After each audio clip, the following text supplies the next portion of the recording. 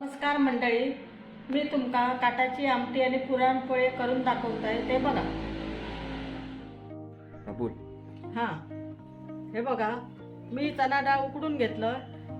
उकडून घेतल्यानंतर ते गाळलं आणि त्याच्यावर गाळून घेऊन गूळ घातलं, वेलची घातलं आणि एक जीव करून पाट्यावर वाटले. पाटो दाखव. पाट्यावर वाटलं. हे बघा, मी पाट्यावर वाटते कशी ती. हे बघा, हे असं एकसारखं वाटायचं आणि जितक्या बारीक होत ना तितकी पुरणपोळी बरी जाता. असा आणि माका पाट्याशिवाय जमणार नाही. माका पाट्याचीच पुरणपोळी आवडता. आणि ते आताचे पुरण यंत्र बिंत्र असतात ती नाही माका जमणार. आत कणकण रवतं ना. हे बघा, कणिक भिजवलं आणि ती सुद्धा मैद्याची. त्याच्यात थोडा तेल टाकलं, मीठ टाकलं आणि असा पातळ करून घ्यायचा. चपातीसारख्या घट्ट भिजवायचा ना. जेवढा बसेल असा तेवढी पुरणपोळी बरी जाता. असा भिजवायचा. बघा मी कसा भिजवलाय तसा तुम्ही भिजवा. हां, आणि सकाळी भिजवून संध्याकाळी केलास, उद्या केलास तरी पुरणपोळी मस्त होता. मग पुरणपोळी काय हां, हे बघा, मी वाटलेलं पुरण एकदम पाट्यावरचा मऊ मऊ. जेवढा मऊ असतात ना तेवढी पुरणपोळी बरी जातात. खाऊन बघा. आणि पुरण करताना गूळ थोडा, जेवढं अर्धा किलो डाळ असतात तर पाऊण अर्धा किलो पेक्षा कमी गूळ घालायचा आणि त्याच्यात थोडी साखर घातली की पुरणपोळी खुसखुशीत आणि अरळ होतं. आणि मेन म्हणजे वेलची बरोबर जायफळ थोडा टाकून बघा, ती आणि चविष्ट लागतं.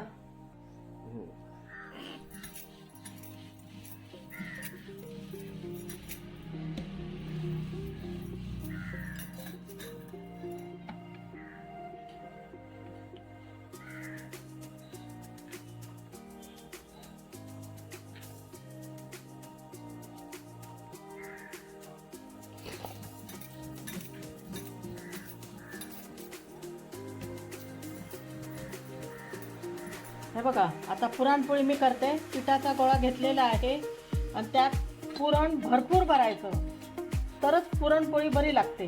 थोडं भरून बरी लागत नाही. हे बघा, मी असं भरते, भरपूर भरायचं. म्हणा.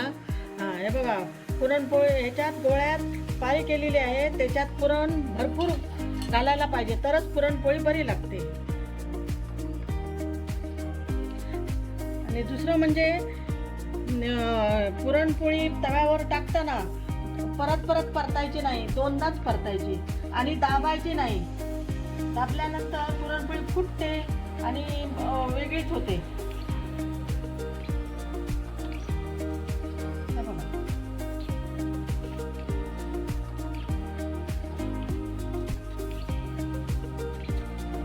असं दाबायचं आणि लाटायचं आणि हलक्या हाताने लाटायचं म्हणजे पुरणपोळी व्यवस्थित होते, फुटत नाही, चिकटत नाही. हलक्या हाताने, जेवढी हलक्या हाताने लाटाल तेवढी चांगली होते. आणि मेन म्हणजे तव्यावर पुरणपोळी टाकताना तेल किंवा तूप टाकू नये. ती पुरणपोळी दुसऱ्या दिवशी आंबट होते, बरी लागत नाही. पाहिजे असेल तर तूप वाटीत घेऊन तुपाबरोबर किंवा दुधाबरोबर सेव करावा, सर्व करावा.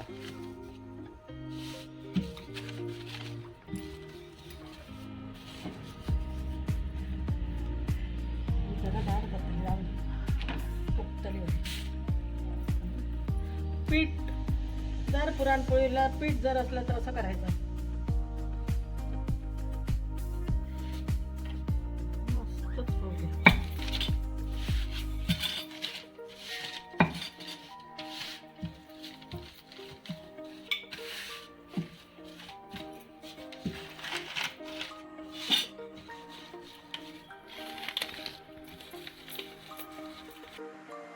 काटा काटाची आमटी पुरणपोळी झालेली असा.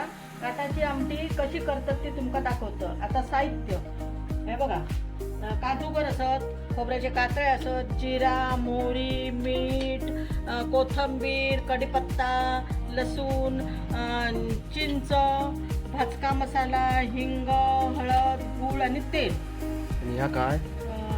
हे काटाचं पाणी याचा चणा डाळीचा. हा म्हणजे ते ह्याचा. हा चणा डाळीचा, उकडलेल्या चणा डाळीचं पाणी. आता पहिला काय? आता प्रथम गॅस पेटवून घेणे. हा हे बघा, मग हे तेल टाकणे. तेल टाकणे. तेल तापल्यावरती तेल तापल्यावरच मोहरी टाकायची. फटफटले की भाजली अशी समजायची, नाहीतर कच्ची राहते. काय करतात, तेल टाकलं की लगेच मोहरी टाकतात, जिरं टाकतात, मग ती फटफटत नाही, मग ते वेगळं लागतं. तेल मस्त तापलेला असा. तेल मस्तपैकी तापलेला असा. मी जिरं टाकते, मोहरी टाकते, कढीपत्ता, लसूण, हा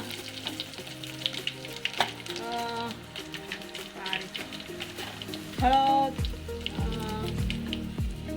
मसाला, भाजका मसाला, हे सगळं असं भाजून घ्यायचं व्यवस्थित. आणि त्याच्यावर हे पाणी टाकायचं चणा डाळीचं. पाणी टाकल्यावर आपण कातळे, खोबऱ्याचे कातळे घालायचे, म्हणजे चवीला दाढेला लागले की मस्त होतं, चांगले लागतात. त्याच्यानंतर काजूगर टाकायचे.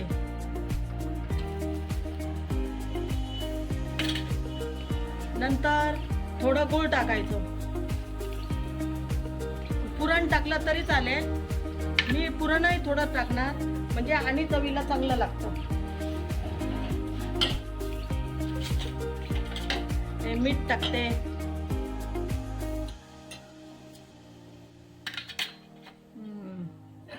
बरी उखळली की त्यात थोडंसं खोबरं घालायचं, भाजलेलं वाटण.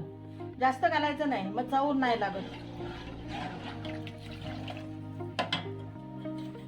आणि बरं उखळलं की त्यात कोथिंबीर वरून टाकायची. जरासं मी आता आमटी उकळलेली असा, मी आता थोडासा चिंचेचं पाणी टाकतोय, म्हणजे चव येतं. चिंच गुळामुळे जास्त चव येतं. आणि आता थोडंसं हे वाटण टाकते, जास्त नाही टाकायचं, थोडंसं किंचित.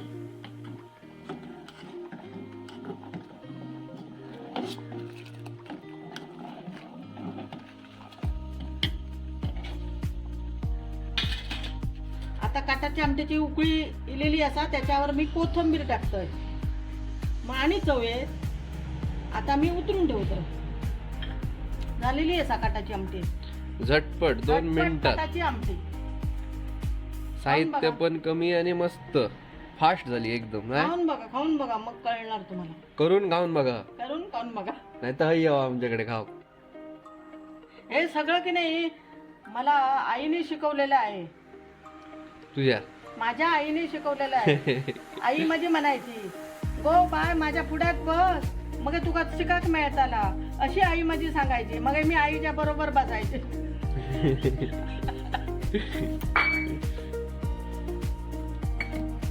निमित्तान पुरणपोळी केलंय मी. हे बघा, दूध, काटाची आमटी, तूप. तुम्ही दुधाबरोबरही खाऊ शकता, काटाच्या आमटी बरोबरही खाऊ शकता, तुपा बरोबरही खाऊ शकता. मस्त, सगळं भारी वाटतं.